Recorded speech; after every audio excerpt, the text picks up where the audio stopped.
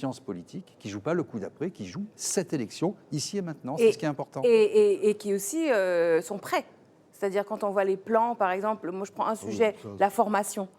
Pour mettre 300 000 personnes à l'agriculture vivrière, il faut des lycées agricoles. Pour aller chercher l'énergie en mer, il faut un autre rapport à la mer, des lycées maritimes. L'idée d'avoir des lycées polytechniques dans tous les départements et avec une allocation d'études à 1 063 € pour tout jeune qui, à partir de 16 ans, décide de s'engager dans cette voie, il y a une méthode. C'est-à-dire que ce n'est pas juste le rêve d'un jour arrêter le réchauffement climatique. C'est tout de suite, on sait comment, demain matin, on commence à le faire. Est-ce que, Usul, toi, c'est quelque chose qui te semble être le plus porteur ou c'est plutôt la philosophie globale? Oui, ça me paraît pas très...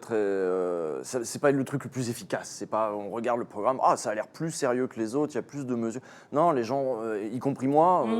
Moi, je pars du principe que oui, ça doit être sérieux. J'imagine qu'ils ont bossé, je ne regarde pas tout dans le détail. Mais parce qu'on sait aussi qu'Emmanuel Macron l'avait très très bien dit en 2017, lors de sa première campagne. Il avait dit, mais on s'en fout des programmes. L'important, c'est la vision. L'important, c'est le projet. Il avait dit cette phrase exactement. Il avait dit exactement ça, ce qui n'est pas faux.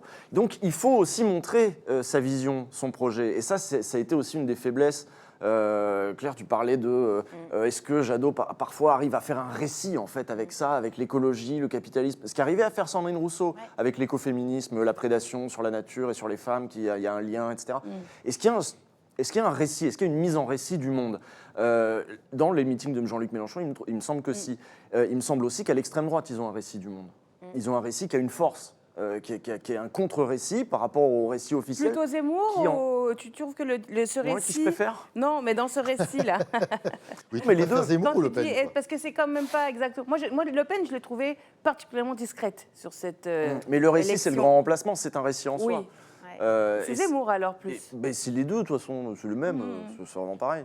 Et voilà, et chez Mélenchon, en effet, il y a cette façon d'incarner un récit, un ailleurs. Tu as très bien parlé de 80 tout à l'heure. On a envie d'un moment où, en effet, quelque chose a changé, l'air semble plus léger. Ce qui est important, ça c'est très important, je trouve, cette histoire justement.